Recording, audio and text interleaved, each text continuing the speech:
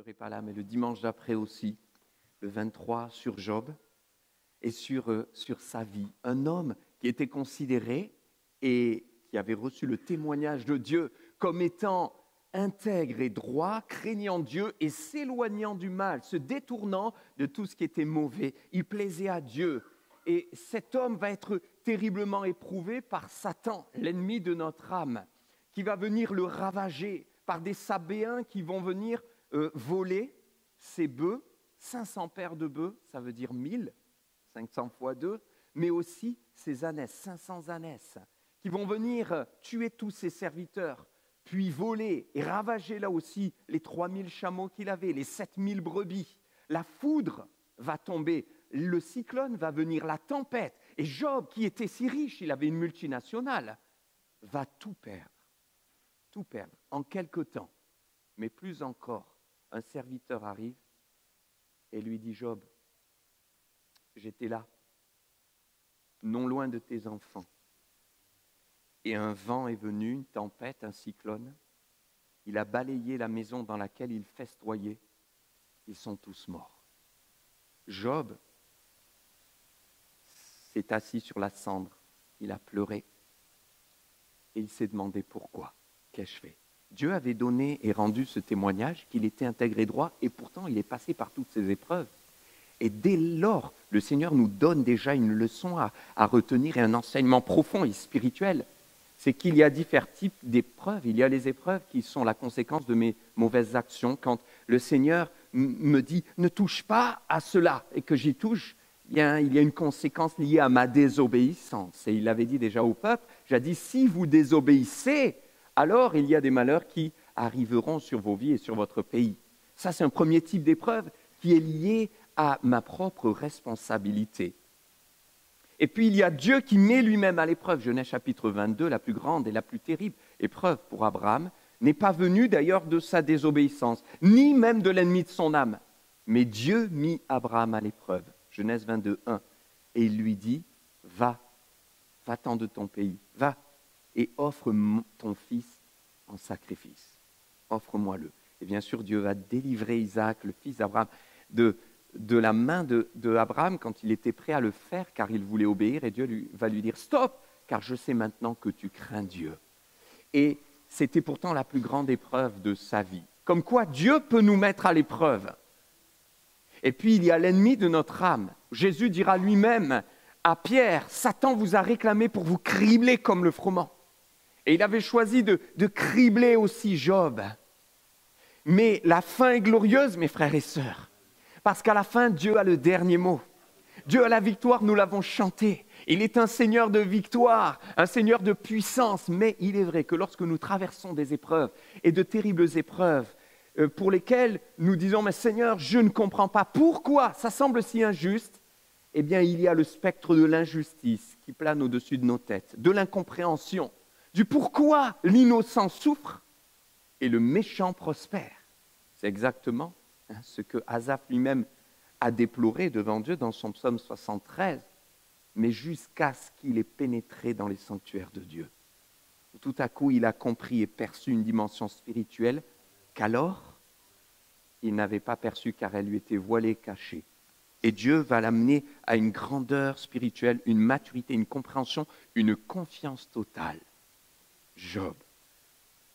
Il est important de comprendre d'abord le contexte dans lequel tout s'est passé. Job, c'est un livre qui est considéré comme l'un des plus anciens écrits de la parole de Dieu, certainement comme celui de la Genèse. Beaucoup de théologiens pensent, après le chapitre 11, vient le livre de Job qui s'insère, puisque ce serait Moïse qui l'a écrit, mais il n'y a aucune trace de la loi mosaïque, aucune trace du peuple d'Israël. Il n'y a aucune trace d'un gouvernement national ou politique.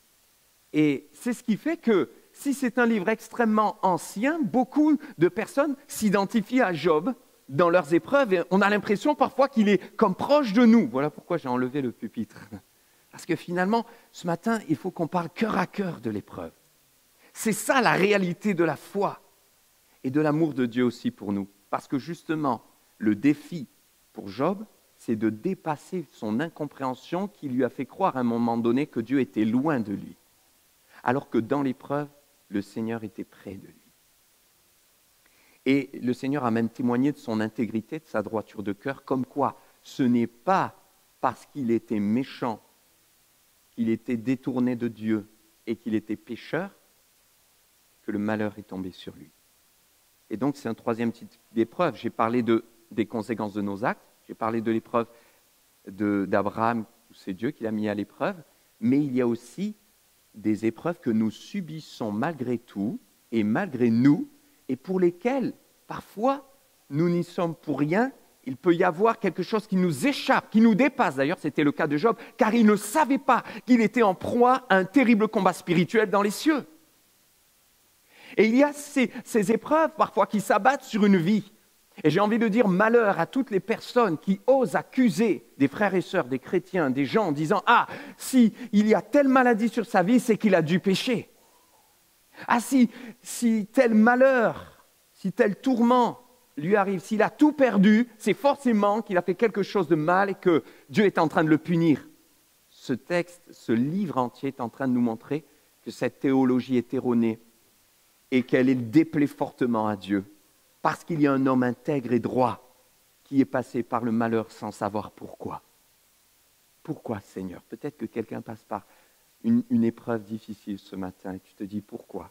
Pourtant, je n'ai rien fait de mal ou je cherche dans mon cœur, Seigneur, parle-moi, montre-moi. Montre-moi qu'est-ce qui se passe. Et le Seigneur te montre qu'il a de grands projets pour toi. Au-delà de tout ce que tu peux même imaginer ou penser, il y a une fin qui dépasse, comme nous l'avons chanté, ce que nous pouvons penser ou imaginer. Et c'est la gloire de Dieu. Et il peut nous donner un regard spirituel, un cœur qui est connecté au sien pour rester soumis à lui, pour rester confiant en lui malgré ce qui nous arrive et que nous ne comprenons pas. Cet écrit est très ancien et pourtant on se sent si proche de Job. Ce qui prouve quelque chose, c'est que malgré le fossé culturel, sociétal, social, humanitaire, et de la période, et même le fossé de l'alliance qui nous sépare de Job, le Saint-Esprit a voulu que nous comprenions qu'il y a des leçons à tirer de Job. Donc il y a des choses à laisser quand même du livre de Job. Pourquoi? Parce qu'elles ne nous concernent plus, étant donné que nous sommes dans la nouvelle alliance. C'est-à-dire que quand Job a vécu cette épreuve, il n'y avait pas encore eu la croix, mes frères et sœurs. Il n'y avait pas eu encore la victoire de la croix et la résurrection. Donc il y a toute une dimension qui ne nous concerne plus et qui n'est pas dans notre alliance et qui ne concerne pas notre héritage en tant qu'enfant de Dieu, racheté par Jésus-Christ, qui a donné sa vie sur la croix et qui est ressuscité. Mais il y a toute une dimension que le Saint-Esprit a voulu que nous prenions en compte et qui nous concerne. Et c'est cette dimension universelle et de l'épreuve de la souffrance de l'être humain. Donc, dans ce contexte, on comprend que le livre de Job a été écrit sous la plume vraiment du Saint-Esprit. Le Saint-Esprit qui a inspiré un auteur, certainement Moïse. Et lorsqu'il a été écrit, voyons qu'il y a une perception de Dieu, une compréhension aussi du Créateur. Vous lisez toutes les paroles de Job qui parlent de Dieu qui est tout-puissant, qui a tout créé, mais aussi de ses amis qui ont voulu le consoler, mais qui l'ont plus enfoncé. Et il y avait véritablement cette compréhension et cette révélation aussi là du Dieu créateur et du Dieu puissant. C'est ce qui venait s'entrechoquer avec ce qui se passait. Si Dieu est si puissant, si Dieu est amour, pourquoi est-ce qu'il m'arrive cette injustice? Et c'est aussi cette équation qu'il va falloir résoudre avec l'aide du Saint-Esprit. Beaucoup ont pensé que le livre de Job, c'était une parabole, une image en fait qui est donnée. Ça ne s'est pas vraiment passé, ce n'est pas possible. Beaucoup ont pensé que c'était un récit fictif un peu. Oh, peut-être juste comme une image ou une illustration que Dieu nous donnerait pour que nous puissions, nous, en tirer des leçons et comprendre l'épreuve. Pourquoi les gens pensent cela? Parce que tout semble démesuré. D'abord un homme, Job, intègre et droit, craignant Dieu, se détournant du mal. On se demande presque s'il est parfait. C'est réitéré 2 fois. Et on ne voit aucune faute. Mais la suite du texte nous montre que le Seigneur voulait nous révéler qu'il y avait un homme intègre et droit, mais qui n'était pas parfait. Et Job va avoir ensuite des paroles aussi malheureuses qui vont l'amener à se repentir devant le Seigneur. Mais certains se disent, mais regardez, l'ampleur de l'épreuve, tout perdre, c'est pas possible, ça s'est pas réellement passé. Tout semble démesuré. Il n'a pas perdu un fils, il n'a pas perdu 2 fils, ni 3. Il a perdu ses 10 enfants. Ses 7 fils et ses 3 filles. Certains se disent, même, regardez le discours et le dialogue, pour vous qui connaissez le livre, ensuite on va s'attarder ce matin sur le chapitre 1, le dialogue qui va s'instaurer entre Dieu et le diable. C'est déroutant. Ça nous dépasse. Comment est-ce possible? Et certains se disent, c'est pas possible, c'est juste une parabole. Et que dire encore de tout ce que Job a? C'est de la demi-mesure. 7000 brebis, non, c'est pas possible. Tout semble démesuré, comme une hyperbole. Mais pourtant, la parole de Dieu nous montre clairement que Job a existé et que c'est un personnage historique, véritablement. Regardez dans Ézéchiel 14, 14, le prophète dit, alors il est en train de parler d'une nation infidèle, et il dit, mais cette nation infidèle, si j'ai décidé de la détruire, eh bien personne ne pourra la sauver de ma main, et s'il y avait Noé, Daniel et Job, ils se sauveraient à cause de leur justice, mais ils ne pourraient pas sauver même leur famille et leurs enfants. Donc, si Job est placé à côté de Daniel, qui a été un homme historique, qui a existé, on a des écrits, on a des preuves, c'est bien que Job n'est pas un personnage fictif. Ainsi que Noé, pour tous ceux qui disent « Oh mais non, l'arche de Noé, c'est une fable ». Et non, voyez, Ézéchiel en témoignait. Certains diront « Oui, mais ça c'est l'ancienne alliance ». Mais allons voir dans la nouvelle alliance, le Nouveau Testament, Jacques chapitre 5, verset 11, il nous encourage à la patience. Et il nous donne comme exemple la patience de Job. Job 5, verset 11. Hop là. Voici, nous disons bienheureux ceux qui ont souffert patiemment. Vous avez entendu parler de la patience de Job. Il ne dit pas, rappelez-vous la légende qui peut vous enseigner. Non, la patience de Job. Et regardez, vous avez vu la fin que le Seigneur lui accorda, car le Seigneur est plein de miséricorde et de compassion. Donc, il nous invite aussi à regarder à la fin, et non pas au début ou au cœur de l'épreuve, car c'est au milieu de la tempête que Dieu va parler à Job. Mais mieux vaut la fin d'une chose que son commencement. Alors, si on commence avec l'épreuve, nous devons comprendre que le Seigneur est avec nous dans l'épreuve et qu'il y a une fin à cela. L'important, c'est de garder la foi, de persévérer, de rester attaché au Seigneur, quoi qu'il arrive. Oui, Job a véritablement existé. Il est donc pour nous un exemple. Ce qui veut dire qu'il y a des choses à laisser, c'est qu'il n'y avait pas eu encore la croix. Donc, ce n'était pas la nouvelle alliance. Le Saint-Esprit n'était pas là, présent à l'intérieur des croyants, pour pouvoir faire cette œuvre et leur donner la puissance du Saint-Esprit, marcher dans la foi.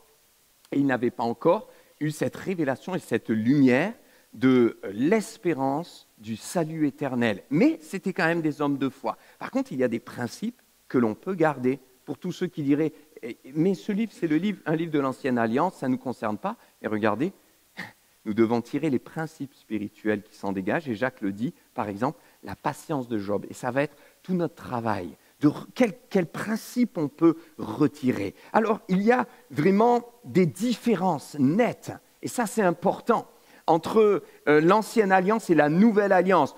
Et ça, il faut qu'on le comprenne pour entrer dans la perspective du livre de Job. Imaginez, vous avez un contrat, bien qu'une alliance et un contrat ait des différences, mais il y a aussi des similitudes. Donc je prends cet exemple juste pour que nous puissions comprendre. Vous avez un contrat dans une assurance.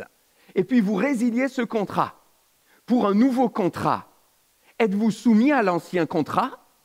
Non.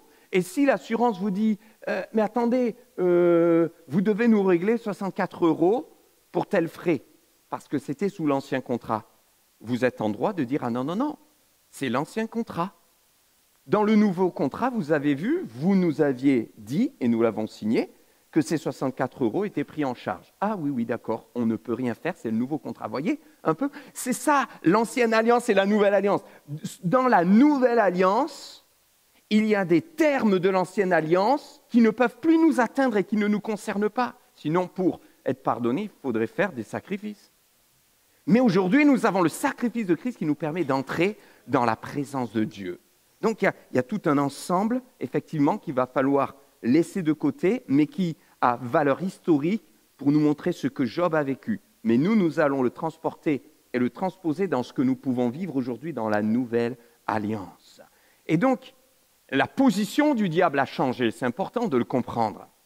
Sa position à l'époque, et vous le voyez dans le texte, c'était de pouvoir aussi venir librement toucher au bien, à la santé des hommes, des femmes qui étaient sur la terre. Est-ce le cas aujourd'hui?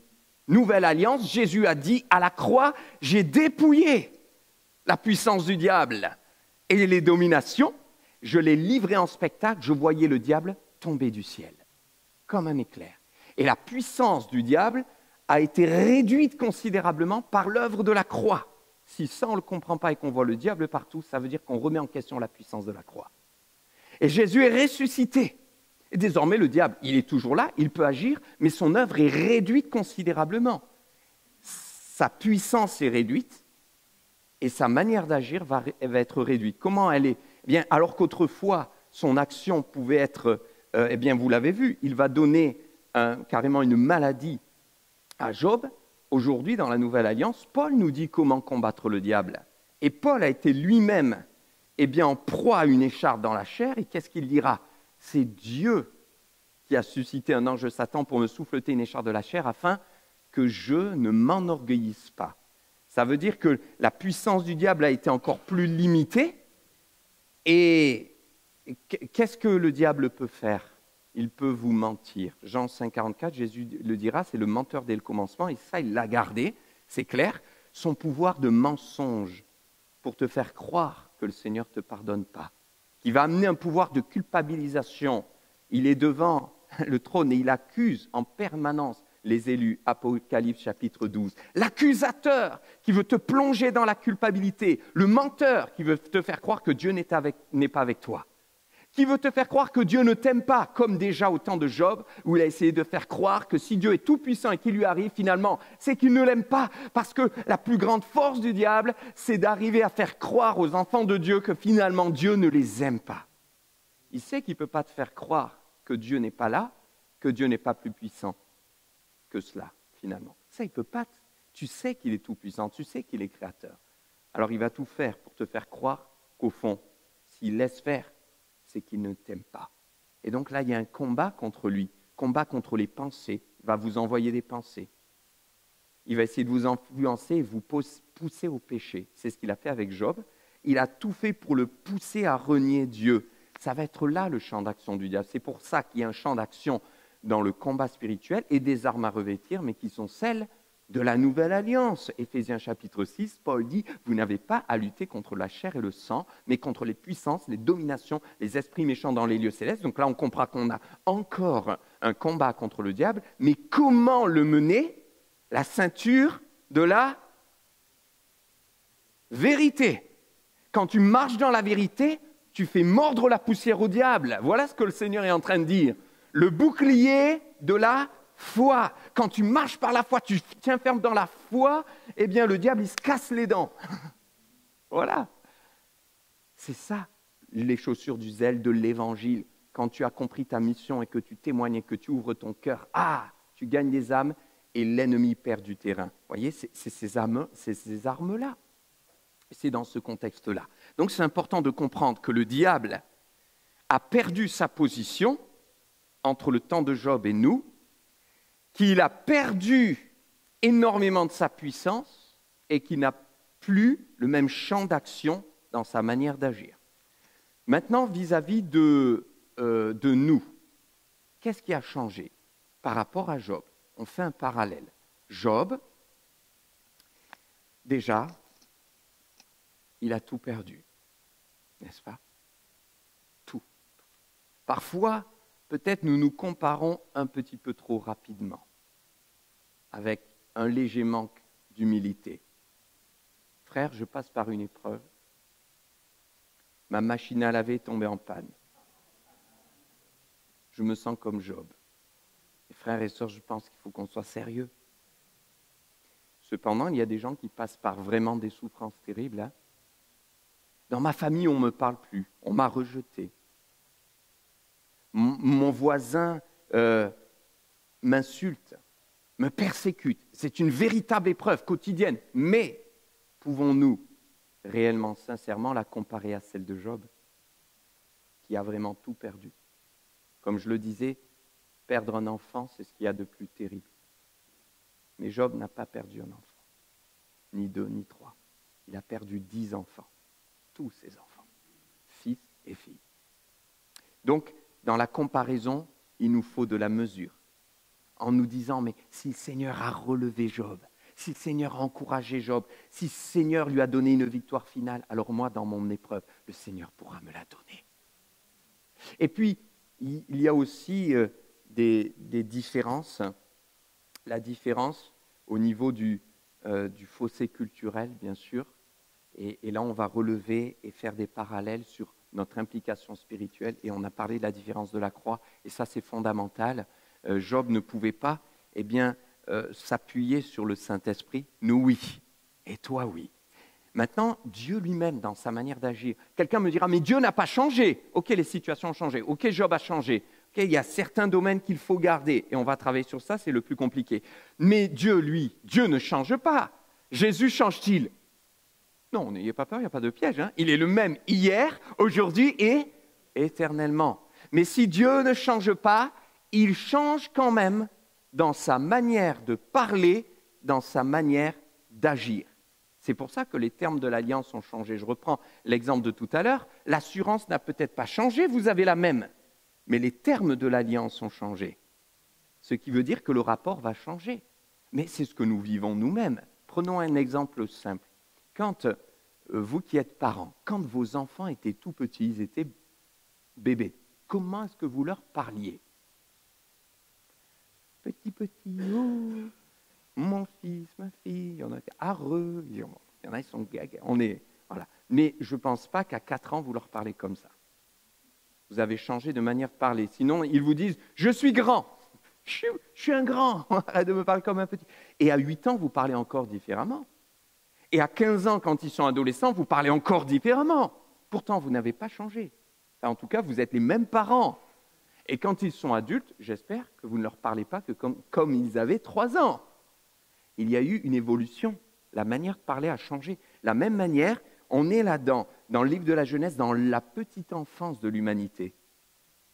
Et la manière pour Dieu de parler à l'homme était dans une période. Il n'y avait pas encore la révélation progressive de Christ, il n'avait pas la parole de Dieu, donc Dieu ne parlait pas de la même manière. C'est pour ça que il dit à Moïse qu'il lui parle bouche à bouche. Il ouvre la mer en deux. Donc Dieu agit aussi différemment. Essayez de faire la même chose avec un bâton au lac de Pérol. Dieu ne va pas ouvrir le lac de Pérol en deux, parce qu'il va agir différemment, parce qu'on n'est plus dans la même dispensation, on n'est plus dans la même période. Et reprenons l'image, quand votre enfant était tout bébé, vous le preniez dans les bras.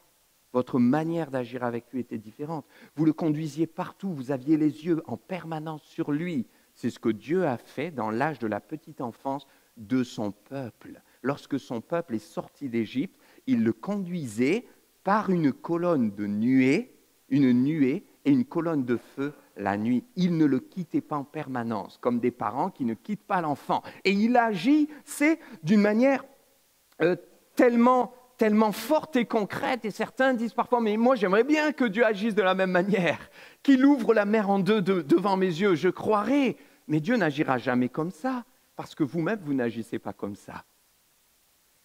Remarquez, quand vos enfants étaient tout petits, vous les preniez dans les bras. Je ne pense pas que vos enfants adultes à 25 ou 30 ans, vous les prenez dans les bras pour essayer de les bercer. Votre manière d'agir avec eux a changé. Et quand ils sont adultes, vous leur donnez des recommandations. Ils savent, et c'est eux qui sont libres. Ils sont comme dans la période actuelle pour nous, de l'âge adulte du peuple de Dieu, la période de la grâce, où c'est à toi de choisir. Mais quand l'enfant est tout petit, vous ne lui dites pas, alors, tu voulais aller jouer avec ton copain, tu as 4 ans, d'accord, tu fais attention à la chaussée, tu marches bien sur le trottoir et tu traverses le passage piéton, voilà, bien au niveau des bandes. Non, vous leur prenez la main et vous les conduisez. C'est ce que Dieu a fait avec son peuple. Mais quand ils auront 15-16 ans, ils iront tout seuls. Eh bien, le Seigneur a agi de la même manière avec son peuple. Voilà pourquoi aujourd'hui, il ne te parlera pas comme au temps de Moïse. Et il n'agira pas de la même manière. Pourtant, il n'a pas changé. Donc, il y a des choses qui ont changé. Il faut comprendre comment Dieu parle aujourd'hui. Comment parle-t-il? Nous sommes dans la Nouvelle Alliance par le Saint-Esprit qui nous éclaire et qui est répandu dans nos cœurs. La parole de Dieu qui est pour nous comme une lumière sur notre sentier, qui nous éclaire. Et Job, en proie à toutes ses souffrances, va trouver à un moment donné le cœur de Dieu. Ça ne va pas être facile. Il va y avoir des combats, des luttes, des pensées, beaucoup de discours. Ses amis vont essayer de venir le voir et ça va être si long. Mais à la fin, il trouve le cœur de Dieu. J'aimerais te dire que dans ton épreuve, tu en sortiras. Oui, tu en sortiras. Et parfois, ce n'est pas facile. Il faut du temps. Il y a de la persévérance à mettre en jeu. Il y a un combat. Ça peut être long. Mais le Seigneur se laissera trouver si tu le cherches, parce qu'en réalité, jamais il ne s'est éloigné. On l'a chanté, nous on se dit, mais Seigneur, tu t'es éloigné. Non, jamais il s'éloigne. Mais ce sont nos péchés qui nous éloignent de lui, et ce sont parfois nos raisonnements, ce sont nos sens qui nous font croire qu'il n'est plus là, alors qu'il a dit, je suis avec vous tous les jours jusqu'à la fin du monde. Job, un homme intègre et droit. Job chapitre 1, on va voir jusqu'où on va ce matin, parce qu'on a de toute façon plusieurs dimanches. Il y avait donc, dans le pays d'Uz, un homme qui s'appelait Job. Retenez juste que c'est la première phrase du livre de Job, on y reviendra en fin de message. Et cet homme était intègre et droit, il craignait Dieu et se détournait du mal. C'est un homme intègre, on l'a dit. Il lui naquit 7 fils et 3 filles. Et il possédait 7000 brebis. Les brebis leur permettaient d'avoir du lait, de la viande, de la laine. Il y en a 7000. Et regardez, 3000 chameaux. Alors les brebis d'ailleurs étaient robustes, capables de vivre à l'extérieur les 3/4 du temps de l'année et de se nourrir d'une pâture légère. Ça veut dire que quelque part, il ne coûtait pas cher. Elle ne coûtait pas cher. Il en a 7000. Alors 7000 brebis, si vous comptez un berger à peu près pour une centaine, voyez le nombre de bergers qu'il avait. 3000 chameaux. Vous savez qu'un seul chameau pour s'en occuper, ce n'est pas simple. Il en avait 3000, sachant qu'un chameau est capable de boire jusqu'à 140 litres par jour. Donc on est devant un homme qui est peut-être, pour l'époque, millionnaire. Hein. C'est une giga-entreprise qu'il a là. 3000 chameaux. 500 paires de bœufs, donc 1000 bœufs, ça veut dire que c'était pour travailler, labourer la terre. Les chameaux, c'était pour transporter les cargaisons. Donc 3000 chameaux qui transportent des cargaisons, il devait y en avoir, hein, des choses. C'est une société de transport qu'il a, la Job. Société de transport, 500 ânesses. Pourquoi? Parce que les ânesses donnaient du lait de qualité qui était recherché. Les ânesses étaient 3 fois plus chères que les ânes. Du lait de qualité avec une saveur particulière, mais aussi utilisé pour des produits cosmétiques. Donc c'était vraiment pour des personnes aisées. Donc il y avait là tout un commerce, et le livre de Job nous révèle que ce commerce était pur, innocent et juste. Job était droit, jamais un seul instant il a essayé de tricher, de biaiser, de tromper. Non, il travaillait dans l'honnêteté. Un très grand nombre de serviteurs, et quand la parole de Dieu parle ainsi, ça veut dire qu'il y en a tellement qui n'ont pas pu les recenser. Cet homme était le plus éminent de tous les fils de l'Orient, on pourrait dire le plus riche et le plus connu finalement, le plus célèbre de toute cette région et de plusieurs, bien sûr, ça rassemblait plusieurs nations. Ses fils allaient les uns chez les autres et donnaient tour à tour un festin. Et ils invitaient leurs 3 sœurs à manger et à boire avec eux. Je m'arrête parce que ça signifie que déjà, ils étaient qu'ils étaient. Ils faisaient leur choix, les enfants de Job. Mais ça veut dire que Job avait déjà été un père avec son épouse, bien sûr, et on en parlera dans d'autres messages de la femme de Job, qui avait inculqué cet esprit de famille. On sent qu'il n'y a pas de rivalité, il n'y a pas de rejet, il n'y en a pas un qui est à côté. Ils se retrouvent tous ensemble, ils invitent les sœurs. On sent qu'il y a même peut-être de la délicatesse, de la galanterie. Et on veut ensemble se réjouir seulement dans un festin comme ça. Si Job était si riche, c'est qu'eux-mêmes avaient beaucoup de choses, beaucoup de richesses. Et il devait y avoir des amis, il devait y avoir des femmes, de la boisson. Et Job ne savait pas ce qui se passait. Et une chose est sûre, c'est qu'il se posait la question, est-ce qu'ils ont péché? Que font-ils? Il ne savait pas. Donc, il y avait quand même des bases familiales qui avaient été données, mais les enfants faisaient ce qu'ils voulaient. Et Job, lui, ne se mêle pas à leur festin. Il y a là déjà comme un caractère de Job qui se dessine. Un homme intègre et droit, qui est capable d'aimer sans se mêler, sans faire de compromis, qui est capable d'aimer ses enfants qui sont devenus adultes, sans les brimer, sans les obliger à faire quelque chose, mais sans jamais les rejeter. Et il les faisait venir chez lui. Peut-être qu'il y a là pour un parent une parole là. Et tu te dis, mon fils, ma fille, c'est compliqué. Ces choix ne sont pas alignés aux miens, ne sont pas dans la volonté de Dieu, ne sont pas ceux que je lui ai donnés dans l'éducation, dans les valeurs. Mais ce n'est jamais fini, mon frère. Ce n'est jamais fini, ma sœur. Continue à prier pour lui. Et voilà ce que faisait Job, justement. Quand les jours de festin étaient passés, il appelait sanctifier ses fils. Puis il se levait le bon matin et offrait pour chacun d'eux un holocauste. Car Job disait, peut-être mes fils ont-ils péché et ont-ils offensé Dieu dans leur cœur? C'est ainsi que Job avait coutume d'agir. Ça veut dire qu'il appelait ses fils et il les sanctifiait. Aujourd'hui, qu'est-ce que ça pourrait nous amener à comprendre?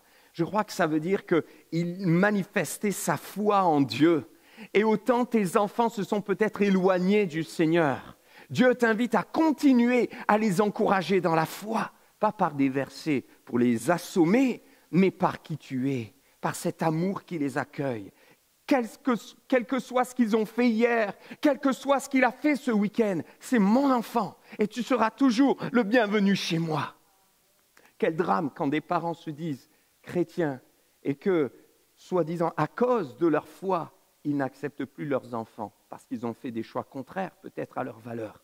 Dieu t'invite à avoir un cœur rempli d'amour. Heureusement que Dieu n'a pas agi comme ça avec nous, sinon il ne nous aurait jamais laissé entrer dans sa maison.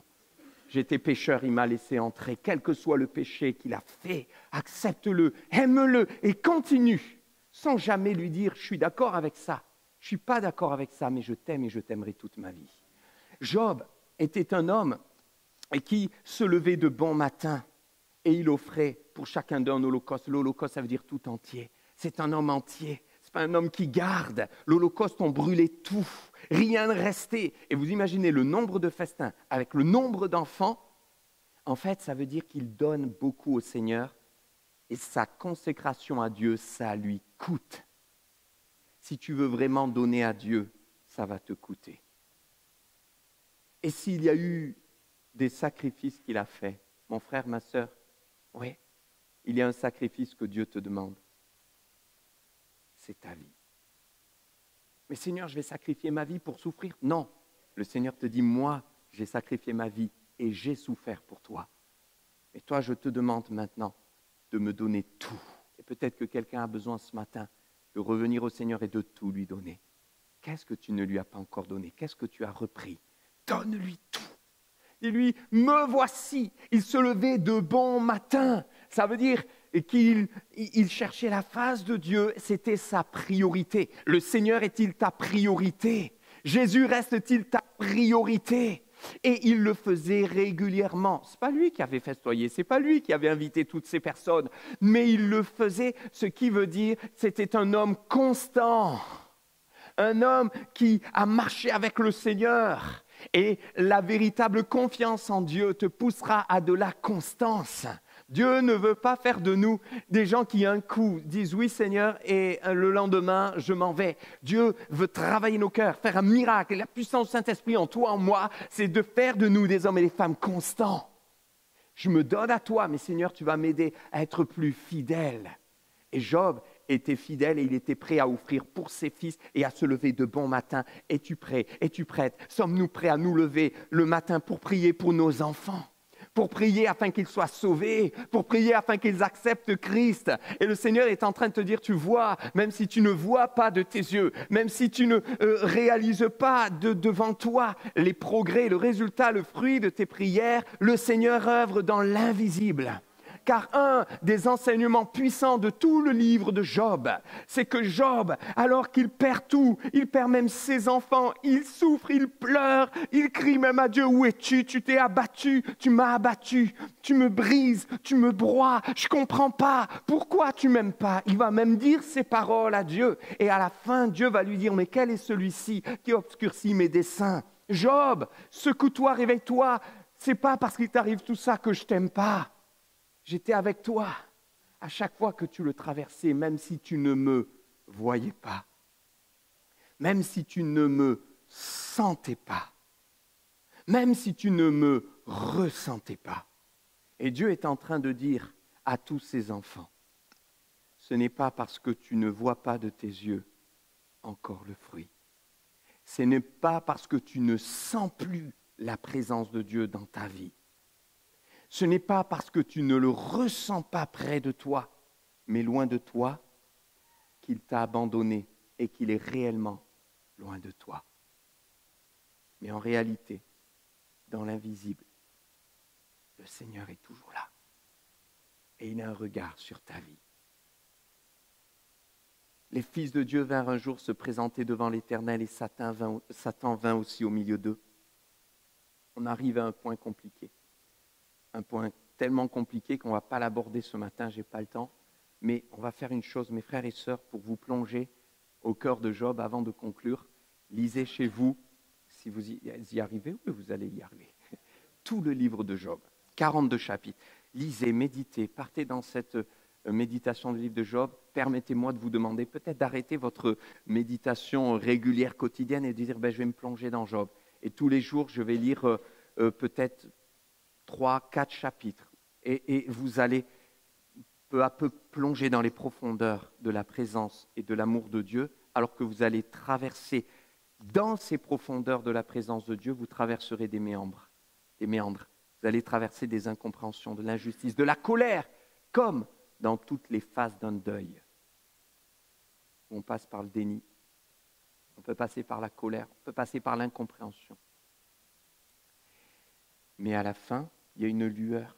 Le Seigneur t'ouvre à nouveau les yeux. Alors, simplement pour résumer, Satan vient devant Dieu et Dieu lui parle. Et c'est Dieu qui l'interpelle. Volontairement, je vous dis ça, mais on verra pourquoi. C'est Dieu qui dit à Satan, « Est-ce que tu as vu mon serviteur Job ?» Et Satan dit, « Ah ben oui, tu l'as tellement béni, mais tu le protèges, donc enlève-lui tout ce que tu as et il te maudit en face. » Et Dieu dit, vas-y. Et là, on est dans l'incompréhension totale. Seigneur, est-ce que tu agis comme ça avec nous? Je ne vous en dis pas plus. Il faut revenir dimanche prochain. Mais, je vais conclure. Mais en fait, j'ai envie de conclure par la croix ce matin et inviter l'équipe de louange à venir. Vous allez voir, c'est très important ce qu'on va dire. Est-ce que vous vous souvenez ce que je vous ai demandé de retenir dans la lecture qu'on a lue? La première phrase du premier verset. C'est quoi la première phrase du premier verset? Il y avait au pays d'Uth, qui signifie le bois, un homme qui s'appelait Job, ce qui signifie affligé. L'homme affligé sur le bois. Dieu, au-delà de ce qu'on voit dans le livre de Job, est en train de nous montrer qu'il y a une perspective prophétique qui nous parle de l'homme qui sera le plus affligé sur le bois le plus maudit. Job affligé, c'est vrai. Mais Jésus va être affligé pour toi et pour moi. Et vous allez me dire, mais pasteur, ça ne résout pas ma question et mon problème sur le juste qui vit le malheur. Parce que Job était intègre et droit. C'est vrai, mais là encore, il y a la croix, mon frère, ma sœur. Pourquoi la croix? Parce que Dieu est en train de nous dire, ta question c'est, pourquoi est-ce que le juste passe par le malheur? Eh bien, je vais te répondre. Le juste passe par le malheur parce qu'un jour, l'homme affligé qui était parfaitement juste, Jésus, va être affligé en passant par le pire des malheurs sur la croix, afin que tous les injustes que nous sommes, nous puissions nous goûter au bonheur. Lui, le juste, passe par le malheur pour que des injustes connaissent le bonheur. C'est le moyen que Dieu a choisi pour nous racheter. C'est la croix. Et en fait, il y a en perspective là l'œuvre de la croix de Jésus qui était pour nous. Et finalement, toute chose concourt au bien de ceux qui aiment Dieu parce que Dieu change le mal en bien. Et Job, qui était intègre et droit et juste, n'était pas Jésus-Christ, il n'était pas parfait. Mais finalement, l'épreuve qu'il va traverser va servir au-delà d'une simple famille, au-delà d'une entreprise, au-delà d'un pays. Il va nous être utile à nous et à toutes les générations qui lisent aujourd'hui ce livre pour s'accrocher à Dieu, même dans l'épreuve, en se rappelant que même le juste peut passer par le malheur, mais à la fin, cela permet aux injustes d'être rachetés quand ils se pardonnent pour goûter au bonheur, quand ils demandent pardon. Et c'est là qu'on arrive au chapitre 42, dernier chapitre, verset 2, verset 1er, où Job va se repentir, parce que dans sa souffrance, il va parler de Dieu, et vous verrez qu'il y a une différence avec ses amis qui, eux, vont être condamnés. Job ne va pas être condamné, mais ce n'est pas pour ça qu'il n'a pas dit des choses qu'il n'aurait pas dû dire. Et quand il va parler du gouvernement de Dieu, il va se tromper plusieurs fois, il va parler un peu légèrement, mais c'est sa souffrance qui le fait parler. Et c'est pour ça que Dieu ne le condamne pas comme les autres. Et qu'est-ce qu'il va dire? Je reconnais que tu peux tout et que rien ne s'oppose à tes pensées. Quel est celui qui a la folie d'obscurcir mes desseins? Donc Job reprend les paroles de Dieu. Oui, j'ai parlé sans les comprendre, de merveilles qui me dépassent et que je ne conçois pas. Écoute-moi et je parlerai. Je t'interrogerai et tu m'instruiras. Mon oreille avait entendu parler de toi, mais maintenant mon œil t'a vu. C'est pourquoi je me condamne et je me repens sur la poussière et sur la cendre. Là, eh bien, Dieu est en train de montrer que tout homme qui revient, qui demande pardon, qui se repent et qui s'humilie devant lui, a en perspective la victoire de la croix pour le relever. Job n'avait pas encore la croix, mais il avait la possibilité de revenir au Seigneur. Ça veut dire que Dieu exerçait déjà sa grâce. Et il montrait que plus tard, nous aujourd'hui, nous pourrions connaître sa grâce puissante pour être libres de la culpabilité, libres de nos actes, libres de nos péchés, libres de nos addictions, libres de nos pensées, libres de l'ennemi. La grâce de Dieu, la grâce puissante du Seigneur. Alors nous voyons que finalement Satan, en attaquant Job, pensait avoir tout gagné. Mais là encore, il y a la perspective de la croix.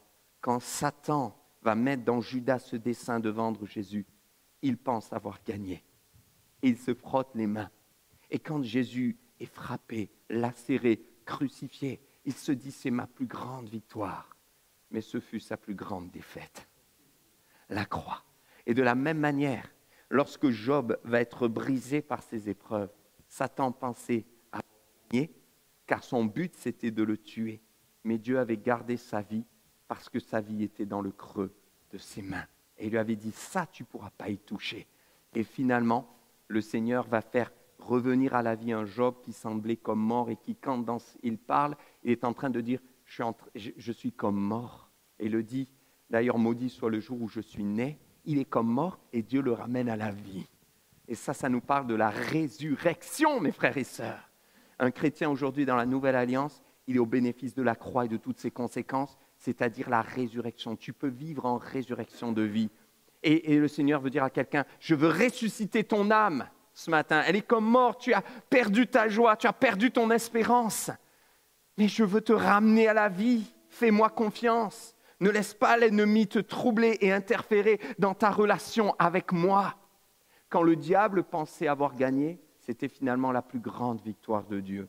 Parce que la croix, eh bien, c'est notre plus grande victoire. Christ a tout accompli. 3 jours après, il est ressuscité. Alors, finalement, aujourd'hui, on peut quand même se dire, je ne peux pas tout comprendre.